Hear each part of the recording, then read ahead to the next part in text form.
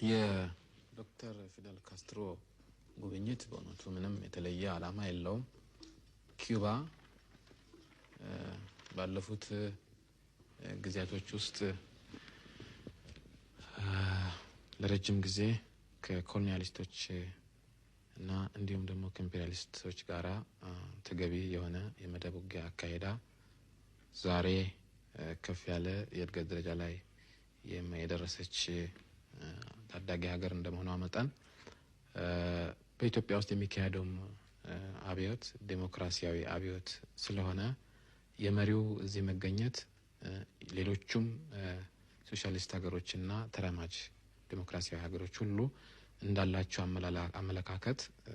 ያላቸውን ሲምፓቲ ወይም ደግሞ ድጋፍ ለመግለጽ ስለሆነ በእውነቱ የኢትዮጵያን አብዮተኞች